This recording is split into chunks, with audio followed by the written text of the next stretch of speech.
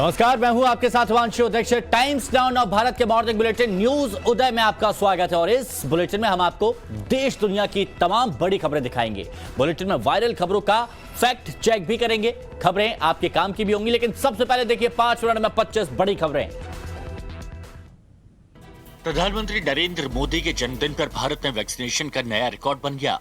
एक दिन में पहली बार 2.5 करोड़ से अधिक कोरोना के टीके लगाए गए हैं। इस उपलब्धि पर पीएम मोदी ने ट्वीट कर कहा कि टीकाकरण की संख्या पर हर भारतीय को गर्व है। वहीं नया रिकॉर्ड कायम होने पर केंद्रीय मंत्री मनसुख मांडविया, स्मृति ईरानी समेत कई नेताओं ने ट्वीट कर बधाई दी।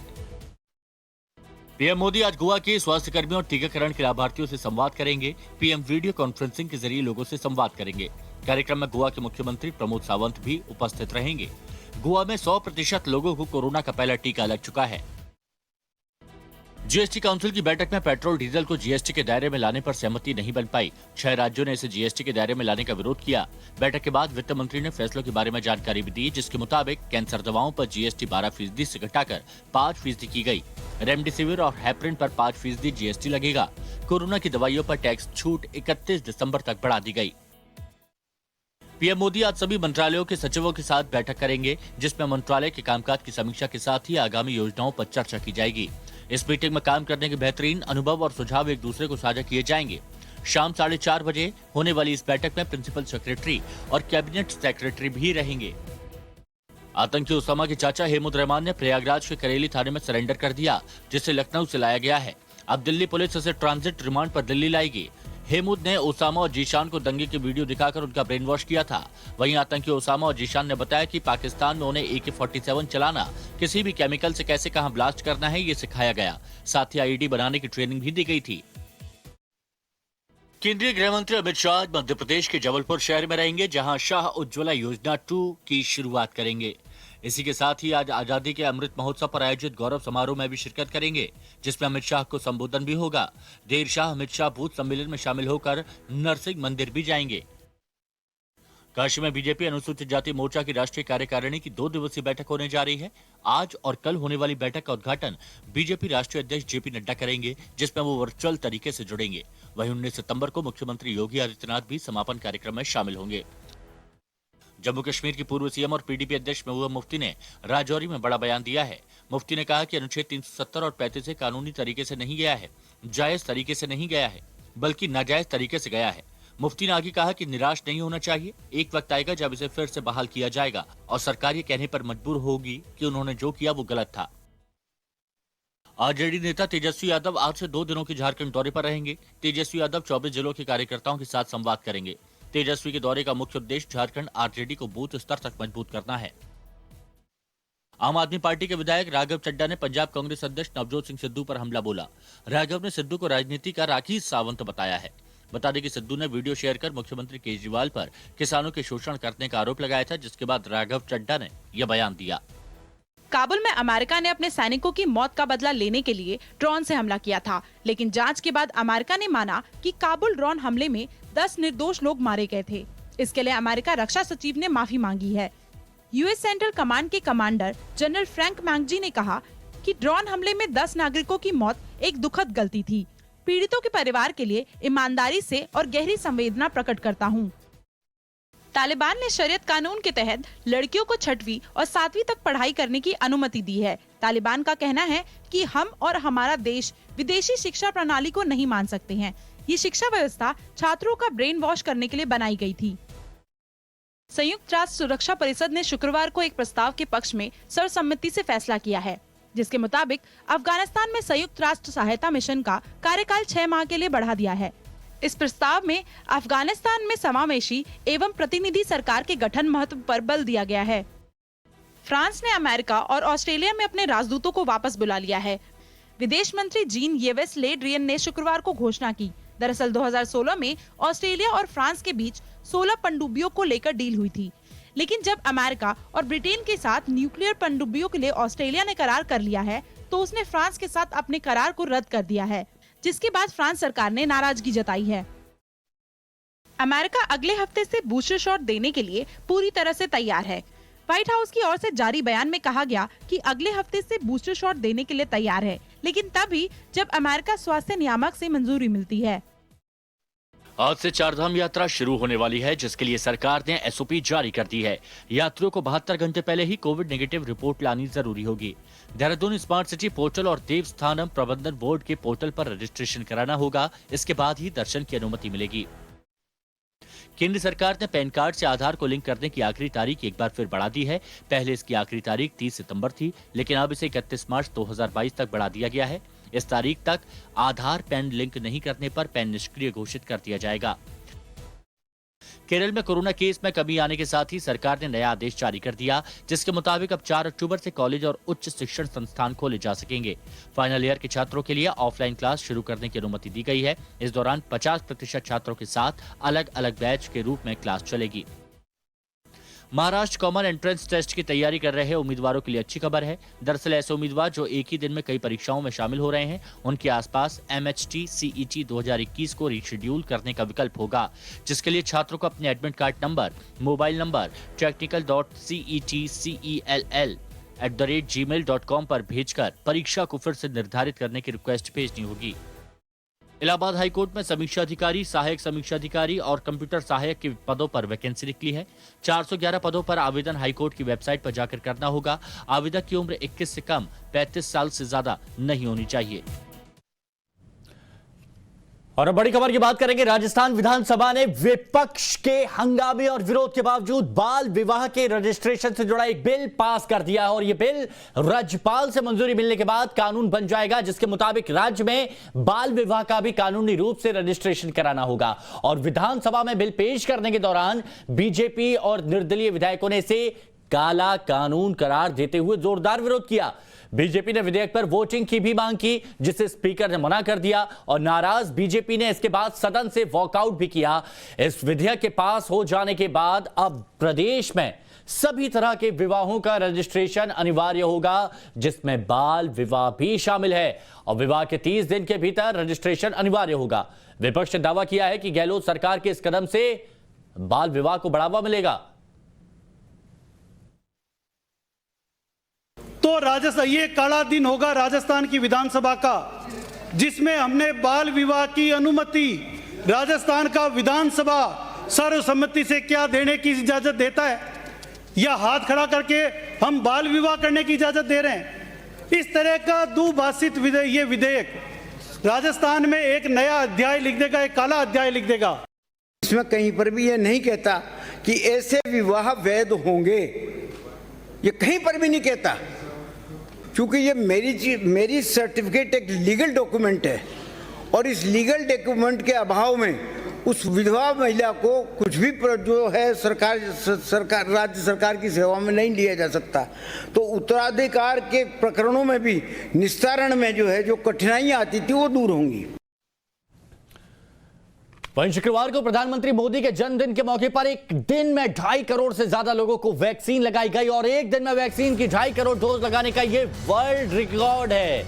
इस उपलब्धि पर पीएम मोदी ने ट्वीट किया और ट्वीट करते हुए लिखा है कि टीकाकरण की संख्या पर हर भारतीय को गर्व है। वहीं नया रिकॉर्ड कायम होने पर केंद्रीय मंत्री मनसुख मांडविया, स्मृति ईरानी समेत कई नेताओं ने ट्वीट किया, बधाई दी। इससे पहले चीन में 28 जून 2021 को 2 करोड़ 24 लाख से ज्यादा वैक्सीन की डोज लगाई गई थी। राज्यों की बात करें तो कर्नाटक पहले नंबर पर रहा, यहां सबसे ज्यादा वैक्सीन की डोज लगी। एक दिन में 26 लाख से ज्यादा लोगों को वैक्सीन लगाई गई। दूसरे नंबर पर बिहार रहा, जहां 26 लाख लोगों को कोरोना वैक्सीन लगाई गई। यूपी तीसरे नंबर पर रहा और शिवराज सिंह चौहान का मध्य प्रदेश चौथे नंबर पर रहा।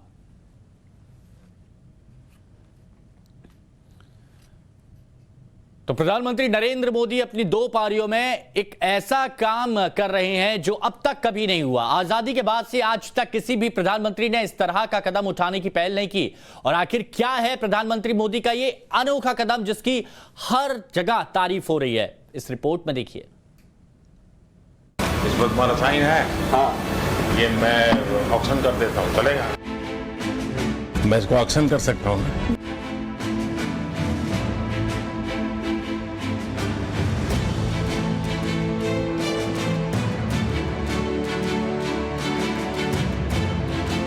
ओलंपिक में गोल्ड मेडल जीतने वाले नीरज चोपड़ा का यह गोल्डन जेवलिन अब बिकने को तैयार है। और इसकी कीमत रखी गई थी 1 करोड़ रुपए, जबकि पहले ही दिन इसकी बोली 1.5 करोड़ रुपए पार कर चुकी है। वैसे कोई बड़ी बात नहीं कि यह भाला उससे कहीं ज्यादा रकम में खरीदा जाए। इसी तरह पैरालंपिक खेलों में सिल्वर मेडल जीतने वाले नोएडा के डीएम सुहास ने प्रधानमंत्री को जो बैडमिंटन रैकेट उपहार में दिया था, उसकी भी बोली 10 करोड़ रुपए लग चुकी है। बॉक्सर लवलीना बोरगोहेन के ग्लव्स की बोली भी 2 करोड़ के पार हो चुकी है। ये शुरुआत भर है। पीएम मोदी को मिले ये तोहफे करोड़ों में बिक सकते हैं। दरअसल पीएम मोदी के 71वें जन्मदिन के मौके पर मिनिस्ट्री ऑफ कल्चर पीएम को मिले उपहारों का ऑनलाइन ऑक्शन कर रही है। ऑनलाइन ऑक्शन 17 सितंबर से 7 अक्टूबर तक चलेगा। इस ऑक्शन में करीब 1300 आइटम होंगे। इनमें नीरज चोपड़ा का जेवेलिन, नोएडा के डीएम सुहास का बैडमिंटन रैकेट, लवलीना के ग्लव्स के अलावा कई और ओलंपिक और पैरालंपिक खिलाड़ियों के दिए उपहार शामिल हैं। पैरालंपिक खेलों में भारत के लिए गोल्ड जीतने वाले सुमित अंतिल के जेवलिन का बेस प्राइस 1 करोड़ रुपए रखा गया है। ई ऑक्शन में पैरालंपिक खेलों में गोल्ड और ब्रॉन्ज जीतने वाली शूटर अवनी लेखरा की साइन की हुई टी शर्ट भी शामिल है। ओलंपिक में कांस्य पदक जीतने वाली हॉकी टीम की स्टिक का बेस प्राइस 80 लाख रुपए रखा गया है। पैरालंपिक खेलों में गोल्ड मेडल जीतने वाले बैडमिंटन खिलाड़ी कृष्णा नागर के हस्ताक्षर किए हुए रैकेट का बेस प्राइस 80 लाख रुपए रखा गया है। इन गिफ्ट्स में यूपी के मुख्यमंत्री योगी आदित्यनाथ का दिया हुआ राम मंदिर मॉडल भी है। राम मंदिर मॉडल का बेस प्राइस 10 लाख रुपया है। प्रधानमंत्री मोदी को मिले उपहारों की ऑनलाइन नीलामी से जो पैसे मिलेंगे उसे नमामि गंगे मिशन में दान दिया जाएगा। उम्मीद है कि सरकार को इस नीलामी से करोड़ों रुपए मिलने वाले हैं। यह पहली बार नहीं है जब पीएम मोदी को मिले उपहारों की नीलामी हो रही है। 2019 में प्रधानमंत्री मोदी को पहली सरकार में जो उपहार और स्मृति चिन्ह मिले थे, उसकी भी नीलामी हुई थी। इससे सरकार को 15 करोड़ 13 लाख रुपए मिले थे। इस रकम को भी नमामि गंगे मिशन को दान की गई थी। सवाल यह है कि क्या देश में मोदी से पहले किसी प्रधानमंत्री ने ऐसा किया? दिसंबर 2019 में तब के संस्कृति और पर्यटन मंत्री प्रहलाद सिंह पटेल ने एक प्रश्न के लिखित उत्तर में राज्यसभा को जानकारी दी थी कि प्रधानमंत्री कार्यालय और विदेश मंत्रालय के पास उपलब्ध अभिलेखों के अनुसार वर्ष 2014 से पहले आयोजित नीलामियों का कोई विवरण नहीं मिला है। मतलब ये कि मोदी से पहले इस तरह की पहल नहीं हुई। मनमोहन सिंह 2 बार लगातार 10 साल तक प्रधानमंत्री रहे। इस दौरान उन्हें देश और विदेश से कुल 101 उपहार मिले। इनमें सबसे कीमती गिफ्ट की कीमत करीब 35,000 रुपए थी। गौर करने वाली बात यह है कि ये एक लेडीज घड़ी थी। लेकिन मनमोहन सरकार में प्रधानमंत्री को मिले उपहारों की कोई नीलामी हुई हो, इसकी जानकारी कहीं नहीं है। तो यही अंतर है मोदी और दूसरे नेताओं में। मोदी का विरोध अपनी जगह, लेकिन उन्हें कुछ मामलों में क्रेडिट देना होगा, खासकर उन मामलों में जो एकदम अलग और अप्रत्याशित होते हैं। प्रधानमंत्री को मिले उपहारों की नीलामी और उस नीलामी से मिली रकम को बेहतर काम में लगाने की योजना भी इसी तरह का शानदार उदाहरण है। Amit Kumar, Delhi, times Now Navbharat.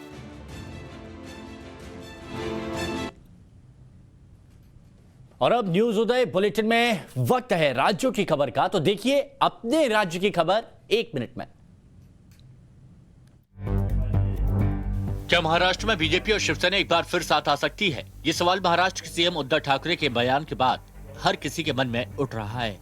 वो इसलिए क्योंकि औरंगाबाद में एक कार्यक्रम में शामिल हुए सीएम उद्धव ठाकरे ने बीजेपी के वरिष्ठ नेता और रेल राज्य मंत्री राव साहब दानवे की ओर देखते हुए अपना पूर्व और भावी सहयोगी बताया।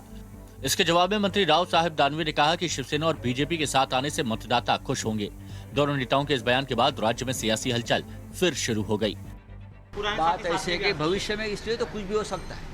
दानवे साहब हमारे मित्र है, रेल राज्य मंत्री है और महाराष्ट्र के बहुत से प्रोजेक्ट रेलवे में पेंडिंग है। वहीं कांग्रेस नेता नाना पटोले ने अपने सहयोगी की टिप्पणियों पर कहा कि मुख्यमंत्री को कभी कभी मजाक करना पसंद है और उन्होंने ठीक ऐसा ही किया। साथ ही उन्होंने दावा किया कि वो सरकार अपना 5 साल का कार्यकाल पूरा करेगी। महाराष्ट्र में सरकार के साथ कोई समस्या नहीं है। आपको बता दें कि महाराष्ट्र में शिवसेना और बीजेपी का गठबंधन 30 सालों तक रहा, लेकिन 2019 में दोनों पार्टियां एक दूसरे से अलग हो गई थी।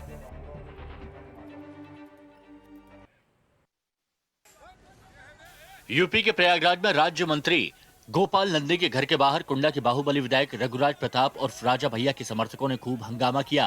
प्रदर्शन कर रहे समर्थकों ने नंद गोपाल नंदी के खिलाफ जमकर नारेबाजी की और उनके घर के अंदर दाखिल होने की कोशिश की, जिन्हें वहां पहुंची पुलिस ने किसी तरह रोका और बवाल को शांत कराया।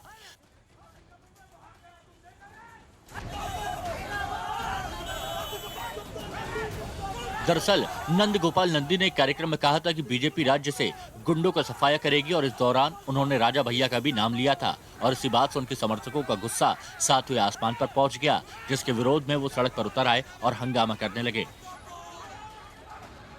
गुंडे और माफियाओं को ज्वाइन कराने की बात कर रहे हैं, कोई अतीक अहमद को ज्वाइन कराने की बात करता है, कोई मुख्तार अंसारी को ज्वाइन कराने की बात करता है, तो कोई काला मुकीन को ज्वाइन कराने की बात करता है और कोई राजा भैया को ज्वाइन कराने की बात करता है। ये भारतीय जनता पार्टी जो गुंडों और अपराधियों को कितना कुछ किया यहाँ आने नहीं दिया।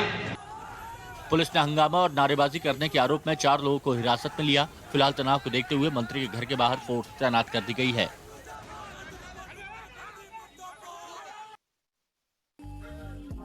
सोशल मीडिया पर तेजी से वायरल हुए इंदौर के ट्रैफिक चौराहे पर डांस करने वाली मॉडल श्रेया कालरा ने अपनी गलती के लिए पुलिस से माफी मांगी, तो इंदौर के ट्रैफिक विभाग के दफ्तर में अपनी सफाई पेश करने के लिए भी पहुंची, जहां उन्होंने डीएसपी के सामने माफी मांगते हुए कहा कि उन्होंने गलती की है और वो आगे से फिर नहीं दोहराएंगी। इस दौरान श्रेया कालरा की मां उनके साथ मौजूद थी। श्रेया ने कहा कि वो सिर्फ लोगों को मास्क और ट्रैफिक के नियमों के प्रति जागरूक करने के लिए डांस करने के लिए गई थी, लेकिन उनका डांस गलत वे में ट्रेंड हो गया। मैं ये कहना चाहूँगी कि अगर किसी को भी इस बात से दुख पहुंचा है तो मैं माफ़ी मांगती हूँ, क्योंकि मेरा वो मकसद नहीं था। मेरा सिर्फ ये था कि मैं लोगों को अवेयर करूँ। दरअसल पिछले कुछ दिनों से श्रेया कालरा का एक वीडियो सोशल मीडिया पर तेजी से वायरल हो रहा है, जिसमें वो रेड सिग्नल होने के बाद ज़ेब्रा क्रॉसिंग पर पहुंचकर डांस करती दिखाई दे रही हैं।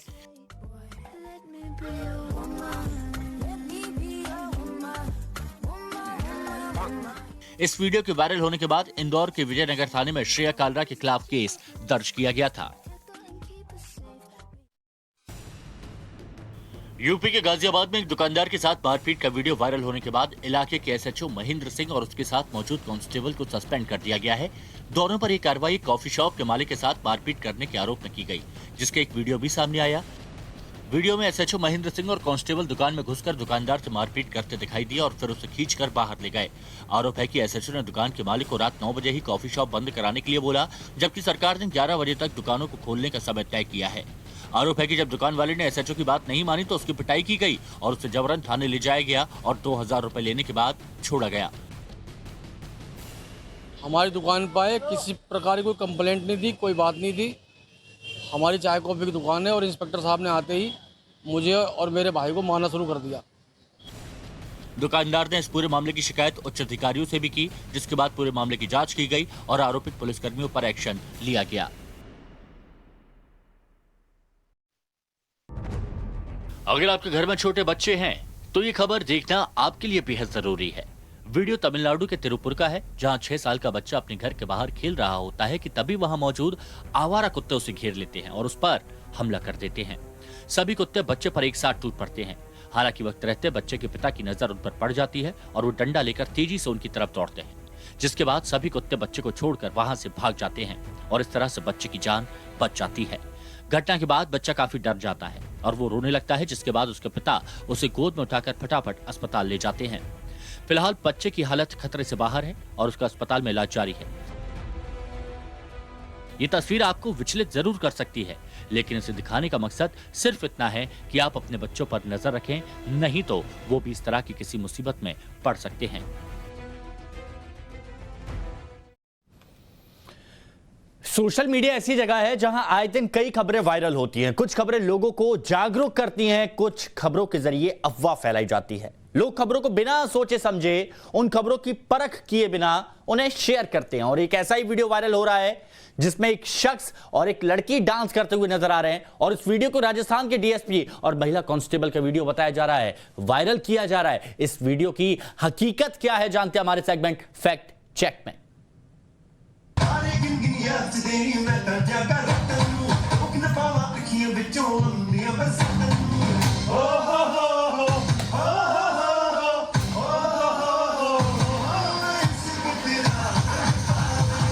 सोशल मीडिया पर एक वीडियो वायरल हो रहा है। वीडियो में एक शख्स और एक लड़की डांस कर रहे हैं। सुखबीर के गाने पर मस्ती में झूमते नजर आ रहे हैं दोनों। राजस्थान के डीएसपी का बताया जा रहा है वीडियो। यही वो वायरल वीडियो है जिसे राजस्थान के डीएसपी से जोड़कर भद्दे कमेंट के साथ वायरल किया जा रहा है। हालांकि इस वीडियो में ना तो अश्लीलता थी और ना कुछ आपत्तिजनक। सोशल मीडिया पर वीडियो को अश्लील वीडियो बनाने के मामले में निलंबित ब्यावर डीएसपी हीरालाल सैनी का ये बताया जा रहा है। साथ ही इसे राजस्थान पुलिस के उदयपुर के मावली डीएसपी हितेश मेहता से भी जोड़ दिया गया कि उनको एपीओ करने के पीछे ये वीडियो है जिसमें वो अनुशासनहीनता करते नजर आ रहे हैं।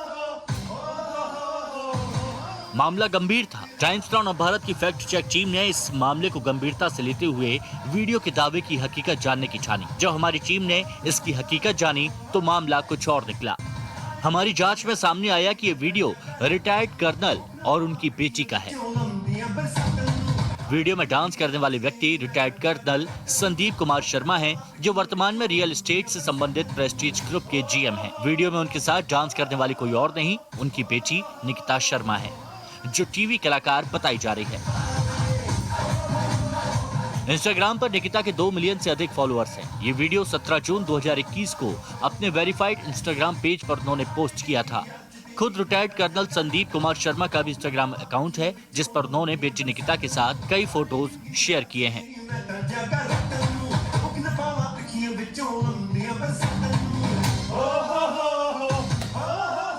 यानी अब ये स्पष्ट है कि सोशल मीडिया पर बेवजह डीएसपी हितेश मेहता से जोड़कर वीडियो को वायरल किया गया।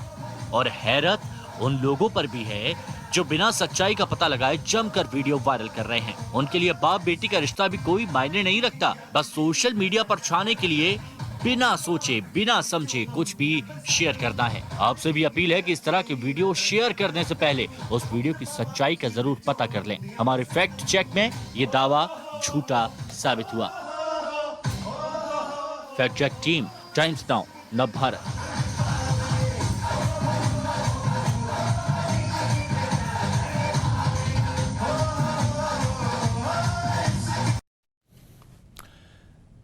और आइए अब हम आपको दिखाते हैं आपके काम की खबर।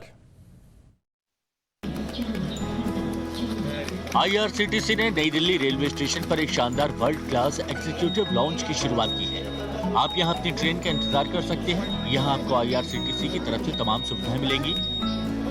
यानी अगर आप अगली बार नई दिल्ली से ट्रेन पकड़ने वाले हैं लेकिन ट्रेन में देरी है, या कहीं से आप नई दिल्ली स्टेशन उतरने वाले हैं और अगली ट्रेन में देरी है, तो आप प्लेटफॉर्म पर ही मौजूद इस शानदार लाउंज में इंतजार कर सकते हैं। विश्व स्तरीय एग्जीक्यूटिव लाउंज में आपको music, wifi internet connection, TV, train सूचना प्रदर्शन, गर्म और शीतल पेय, veg non veg dishes buffet, wash, bath और चेंज सुविधाओं के लिए टॉयलेट की सुविधा मिलेगी। और अगर आप क्रेडिट कार्ड का इस्तेमाल करते हैं तो मात्र 2 रुपए में आप इन सभी सुविधाओं का इस्तेमाल कर सकते हैं।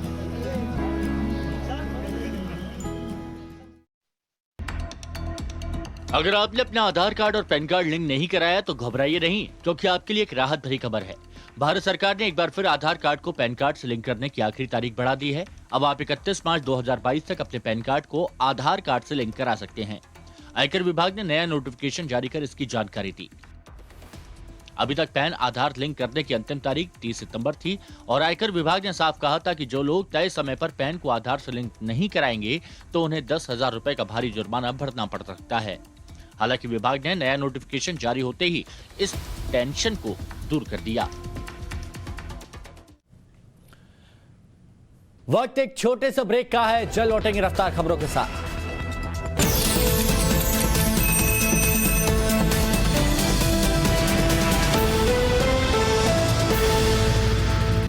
इसे सुनने के बाद ही रूह कांप उठेगी। एक 14 साल की बच्ची सुबह घर से कोचिंग क्लास के लिए निकली, लेकिन फिर घर लौट ना सकी। अगले दिन नदी में उसकी लाश मिलती है। पुलिस कह रही है पता नहीं क्या हुआ।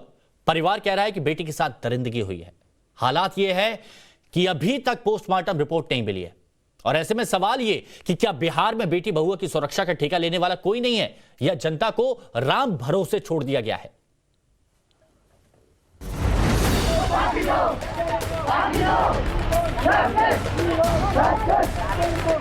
ये गुस्सा, ये आक्रोश, ये उबार उन गुनहगारों के खिलाफ है जिन्होंने वैशाली की बेटी को मार डाला।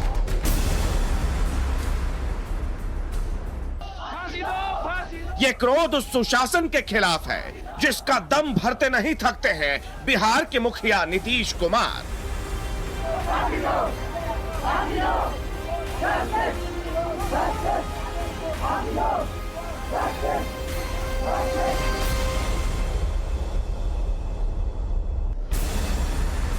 वैशाली की बेटी के साथ जो कुछ हुआ उसने बिहार ही नहीं पूरे देश को झकझोर कर रख दिया है।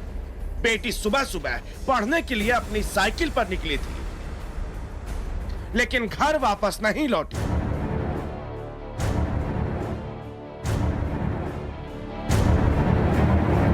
पुलिस से शिकायत भी की। अगली सुबह पास की एक नदी में बच्ची की लाश मिली।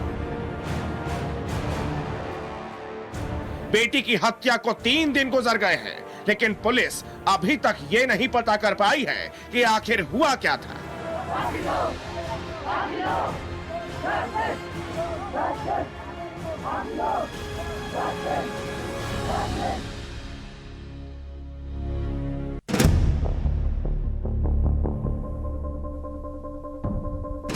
बेटी जिस साइकिल से निकली थी वो गायब है। जिस बस्ते में वो अपनी किताबें लेकर कोचिंग गई थी वो बस्ता भी नहीं मिल पाया है। वारदात के 3 दिन बाद एक आरोपी को गिरफ्तार तो किया गया है, लेकिन फिर भी पुलिस कुछ बता ही नहीं पा रही है कि आखिर हुआ क्या था। पोस्टमार्टम रिपोर्ट का भी इंतजार है, लेकिन परिवार का आरोप है कि उनकी बेटी के साथ दरिंदगी हुई है। 5:30 बजे से पहुंच तक जाती थी, लेकिन जब वो नहीं पहुंची तो घर के लोगों ने तो सोचा कि कोचिंग पहुंच चुकी है, परंतु 10 बजे जब फ़ोन किया गया वापस लौटने के समय नहीं लौटी तो कॉल किया गया। उस समय से छानबीन शुरू हुई। सबसे पहले हमने छानबीन करने के दौरान पुलिस को इन्फॉर्म किया और आज सुबह डेड बॉडी 10 बजे के करीब में सुबह हुआ और शरीर पर के कपड़े तंग हालत। पुलिस से जवाब देते नहीं बन रहा। दिन दहाड़े एक बेटी की हत्या हो गई। परिवार दुष्कर्म का आरोप लगा रहा है और खाकी का हाल यह है कि वो 72 घंटे के बाद भी पोस्टमार्टम रिपोर्ट हासिल नहीं कर पाई है। बॉडी जो मिला है क्या हुआ है? ये पानी से मिला है। पानी से मिला है। पानी में था ये? अवस्था क्या थी? मतलब नग्न? 14 साल की है। अच्छा, रेप वगैरह की आशंका भी है क्या? हम लोग किसे बता सकते हैं? तो थानेदार साहब, आप नहीं बताएंगे तो कौन बताएगा? अगर नहीं बता पाएंगे तो अपनी वर्दी पर लगा ये स्टार उतार कर रख दीजिए, क्योंकि अगर आपके रहते एक बेटी को दरिंदों ने मौत के घाट उतार दिया तो काहे की नौकरी और काहे की पुलिसगिरी।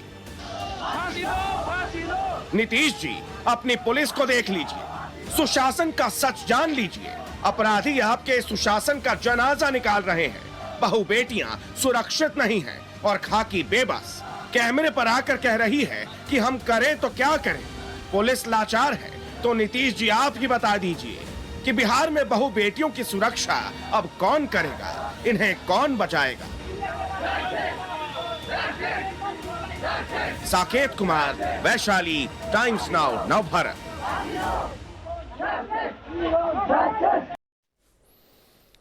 और अब एक बड़ी खबर की बात करेंगे। पंजाब पुलिस ने 3 खालिस्तानी समर्थकों को गिरफ्तार किया है। पुलिस ने इन लोगों के पास से रेफरेंडम 2020 लिखे हुए कपड़े भी जब्त किए हैं।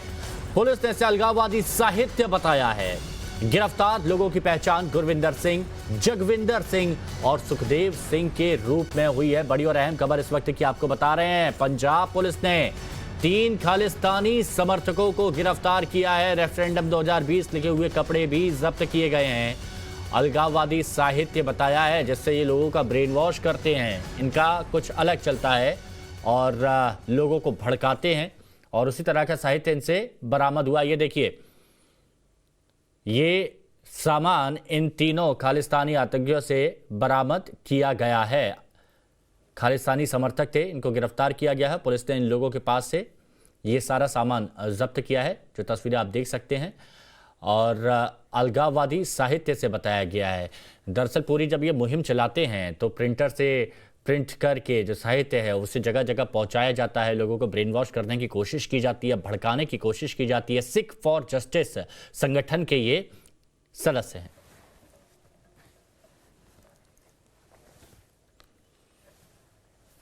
और अब वक्त हो गया है सोशल मीडिया पर वायरल हो रहे वीडियोस को देखने का। कारीगर मैं कारीगर, मैं हूँ बड़ा कारीगर, कारीगर मैं कारीगर। फिल्म बाजीगर का गाना बाजीगर मैं बाजीगर तो आपको याद ही होगा। आज हम आपको उसका दूसरा वर्जन सुनाने जा रहे हैं, जिसके बोल है कारीगर ओ कारीगर। वायरल हो रहे इस वीडियो में देखा जा सकता है कि एक लड़का बाजीगर गाने का रीमेक गा रहा है। लड़के ने जिस अंदाज में गाना गाया उसे लोग काफी पसंद कर रहे हैं। बार बार बिगड़ता है ये लोग, देखो ना क्या हो गया है, चाबी लाओ बना दूं, घोटा तोड़ रहा है। इतना ही नहीं, लोग लड़के की आवाज को भी काफी पसंद कर रहे हैं। इंस्टाग्राम पर वायरल हो रहे इस वीडियो को अब तक 16,000 से ज्यादा बार देखा जा चुका है। यूजर्स भी तरह तरह के कमेंट कर लड़के और उसकी आवाज को सराह रहे हैं।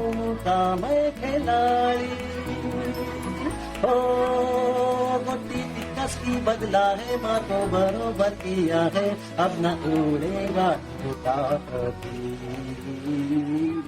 कारीगर मैं कारीगर। अगर आप मेहनत करते हैं और आपको उसका मेहनताना ना मिले तो गुस्सा आना लाजमी है। अब सोशल मीडिया पर एक ऐसा ही वीडियो वायरल हो रहा है जिसे देखकर हैरान हो जाएंगे। वीडियो एक कोयले की खदान का बताया जा रहा है, जिसमें एक कर्मचारी ने जब अपनी सैलरी मांगी तो बॉस ने देने से मना कर दिया। फिर क्या था, कर्मचारी का पारा चढ़ गया और उसने जेसीबी से 5 ट्रकों को चकनाचूर कर दिया। वीडियो में आप देख सकते हैं कि शख्स कैसे एक के बाद एक ट्रक को जेसीबी से बर्बाद कर रहा है, जिसके बाद वहां मौजूद दूसरे कर्मचारी उसे रोकने के लिए भागते हैं। अब इस पर तरह तरह के मीम भी बन रहे हैं और कमेंट भी आ रहे हैं।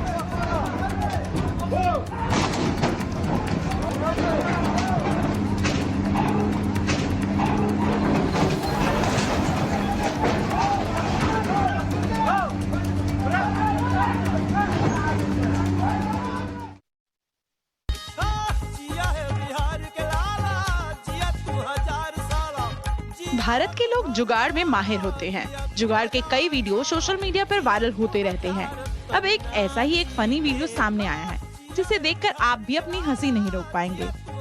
वीडियो में 2 शख्स दिखाई दे रहे हैं। दोनों अपनी अपनी साइकिल पर बैठे नजर आ रहे हैं और एक शख्स दूसरे शख्स की दाढ़ी बना रहा है, वो भी साइकिल पर बैठे हुए। सबसे ज्यादा मजेदार बात ये है कि इसमें बैकग्राउंड भी बज रहा है, जिया हो बिहार के लाला।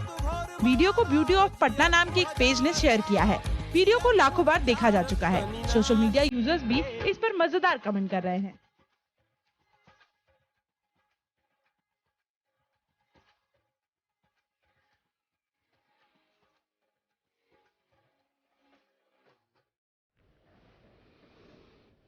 और यहाँ रुकेंगे एक ब्रेक के लिए, चल लौटेंगे।